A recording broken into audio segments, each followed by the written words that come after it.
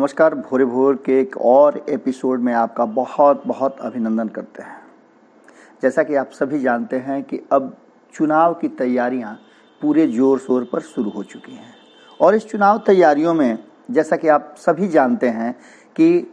पार्टियों के साथ साथ चुनाव आयोग ने भी हर तरह से अपने आप को मजबूत करने और किसी तरह की कोई समस्या न हो उसके पूरे इंतजाम के हर पहलू पर ध्यान दे रही है। लगातार प्रशिक्षण और बैठकों का दौर जारी है और इसके साथ ही समय समय पर चुनाव आयोग के तरफ से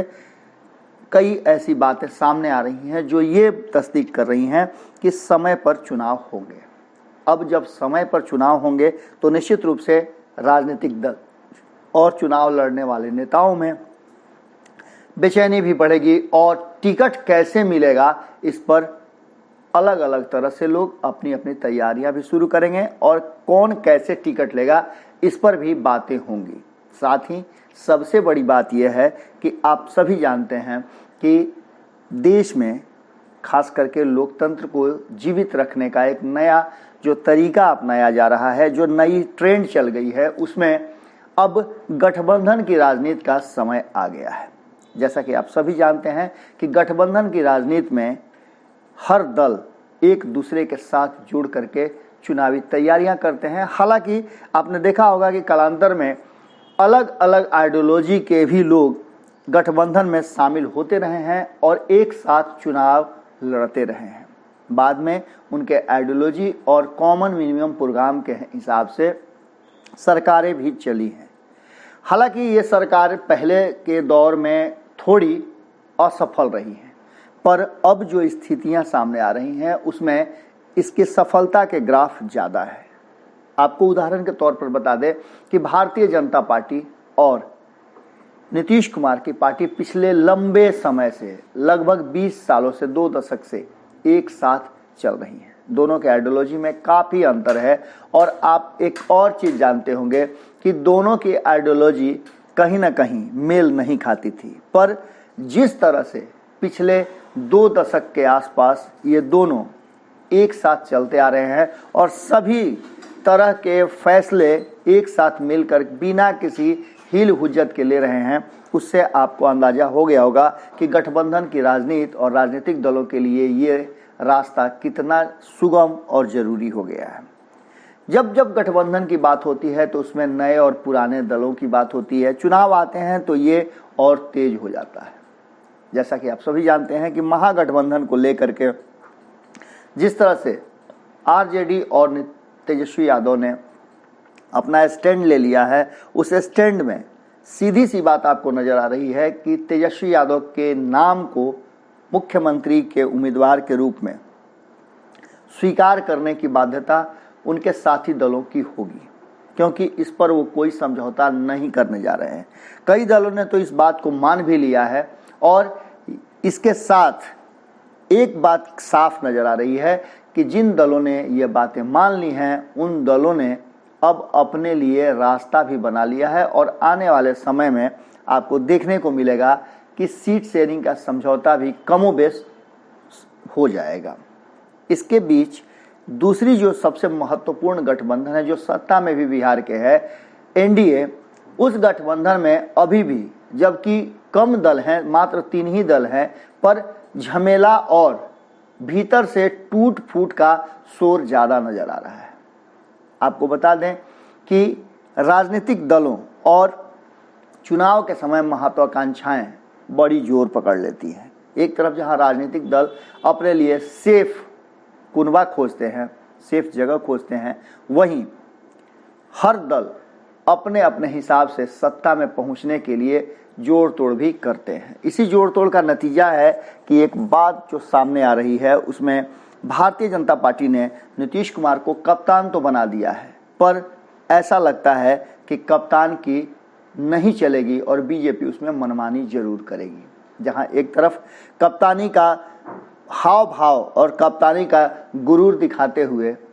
नीतीश कुमार ने साफ तौर पे कह दिया है कि वो जो कहेंगे, जिस तरह से चलाएंगे, उस तरह से एनडीए चलेगा। बिहार में नीतीश कुमार बड़े भाई की भूमिका में है, इससे आप इनकार नहीं कर सकते हैं। 2019 का चुनाव हो या उससे पहले जब जब वो एनडीए के साथ चुनाव में उतरे हैं, चाहे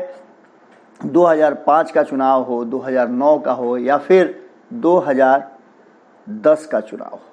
जब जब चुनाव में उतरे हैं नीतीश कुमार तब तब अपने हिसाब से उन्होंने रणनीति बनाई है, अपने हिसाब से सीट शेयरिंग का समझौता करवाया है और इसके लिए भारतीय जनता पार्टी हमेशा मजबूर रही है। पर जिस तरह से एक नई ट्रेंड शुरू हो गई है और नीतीश कुमार के लिए एक बैरियर लग गया है, उसके बाद से थोड़ा सा बीजेपी अपना मन मिजाज मजबूत की है। आपको बता दें कि पहले लालू के नाम पर अक्सर नीतीश कुमार डराया करते थे। हालांकि डर तो आज भी वो पैदा करते हैं भारतीय जनता पार्टी में कि लालू को मात देने का मादा और किसी में नहीं है, नीतीश कुमार में है, क्योंकि नीतीश कुमार उनके सारे दाव पेंच जानते हैं। लंबे समय तक दोनों साथ रहे हैं और हमने आपको कई बार बताया है कि लालू प्रसाद जब पहली बार सत्ता के शीर्षस्थ कुर्सी पर आए थे तब दाव पेच और उनके साथ नीतीश कुमार बड़ी मजबूती से खड़ा थे और नीतीश कुमार की मंशा भी थी कि लालू प्रसाद बिहार के नेता प्रतिपक्ष और मुख्यमंत्री की कुर्सी तक पहुंचे। इसमें वो पूरी तरह सफल रहे थे, इसलिए लगातार वो भारतीय जनता पार्टी को इन बातों को बताते हुए उनको एहसास कराया करते थे कि बिना उनके संभव नहीं है बिहार में भारतीय जनता पार्टी को सत्ता में रहना। और ऐसा हुआ भी। लगातार 2005 से लेकर के 2020 तक आप देख लें कि बीच का समय अगर छोड़ दिया जाए, 2013 में नीतीश कुमार अलग हुए तो भारतीय जनता पार्टी बिहार की सत्ता से बेदखल हो गई। जब 2015 में भारतीय जनता पार्टी अपने सबसे मजबूत स्थिति में थी तब लालू प्रसाद और नीतीश कुमार ने मात दे दिया और सत्ता से बेदखल रखा, बहुत दूर रखा भारतीय जनता पार्टी को। फिर एक वक्त आया जब नीतीश कुमार ने एहसास करा दिया 2017 में कि उनके बिना सत्ता में नहीं आ सकती भारतीय जनता पार्टी, और उन्होंने ऐसा करके दिखाया। 2017 में फिर से सत्ता में आ गई भारतीय जनता पार्टी और ये गिफ्ट में नीतीश कुमार ने दिया था। अब इसके बाद आगे आप समझ लीजिए कि एनडीए में जो स्थिति सामने आ रही है उसमें चिराग पासवान को लेकर के संशय की स्थिति बनी हुई है और दोनों ही खेमे में अलग अलग तरह से तैयारियां भी शुरू की गई हैं। आपको बता दें कि एक तरफ कहा यह जा रहा है कि भारतीय जनता पार्टी पूरी मजबूती के साथ उनका समर्थन कर रही है और इसी के दम पर चिराग पासवान जम करके नीतीश कुमार की आलोचना कर रहे हैं और नीतीश कुमार को रास्ता भी दिखा रहे हैं। लेकिन इन सब से कहीं ना कहीं नीतीश कुमार बेखबर हैं और जम करके तेजस्वी यादव पर उनके तरफ से हमले भी कई बार किए जा चुके हैं। हालांकि नीतीश कुमार ने इन सब मुद्दों पर चुप्पी साध ली है और आप जैसा कि जानते भी हैं नीतीश कुमार के बारे में कि वो हर बातों पर रिएक्ट नहीं करते हैं, वो साइलेंटली फैसला कर लेते हैं और उस फैसले पर अमल करते हैं। एक बार फिर से मौका आ गया है जब नीतीश कुमार अपने हिसाब से अब चीज़ों को तैयार करने में लगे हुए हैं। इसी का एक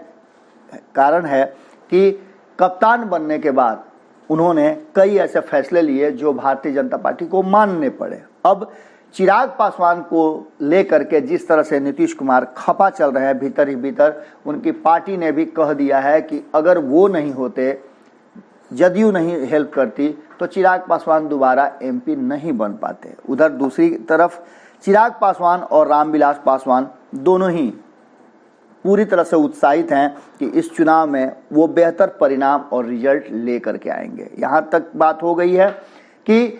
रामविलास पासवान ने तो साफ तौर पे एक निजी चैनल से बातचीत के दौरान ये तक कह दिया कि पूरी पोटेंशियल है चिराग पासवान में, मुझे पूरा उम्मीद है कि वो बिहार के मुख्यमंत्री बनेंगे और मुख्यमंत्री ही क्यों उससे भी ऊपर जाएंगे। यानी कि उनका मानना है कि जिस तरह से चिराग अपनी रणनीति और राजनीति कर रहे हैं उससे साफ है कि वो प्रधानमंत्री की कुर्सी तक भी जा सकते हैं। लेकिन इस बीच में एक अमेंडमेंट हुआ है और अमेंडमेंट ये है कि जहां भारतीय जनता पार्टी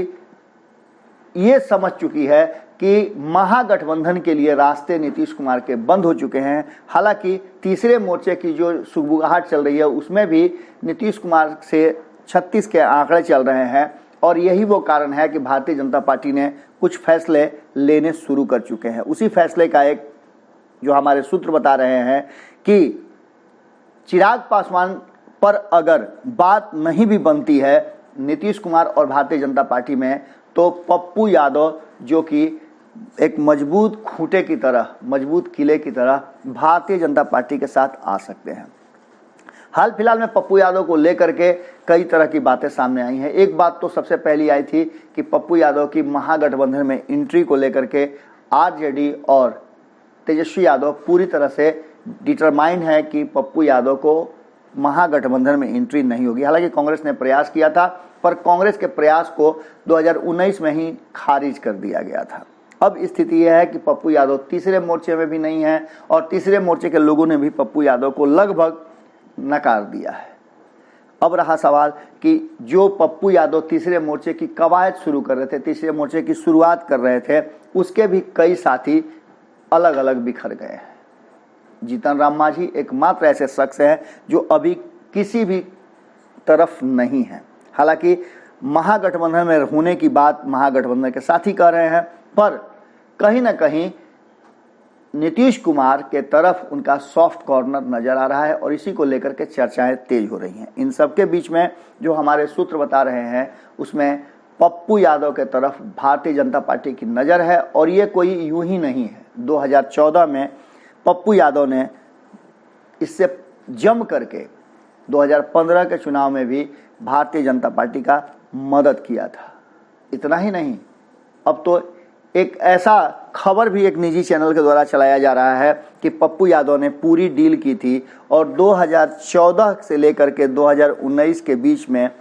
उनके द्वारा खर्च किए गए पैसे के हिसाब किताब का भी स्टिंग किया गया है।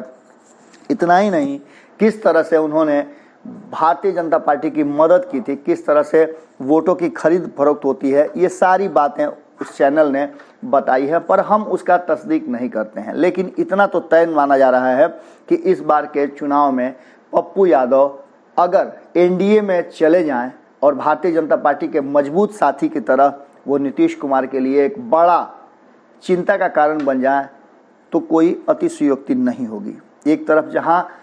तेजस्वी यादव पूरी मजबूती और एक सूत्री कार्यक्रम को लेकर के मजबूत दावेदारी के साथ नीतीश कुमार के विरुद्ध खड़े नजर आ रहे हैं, वहीं नीतीश कुमार को लेकर के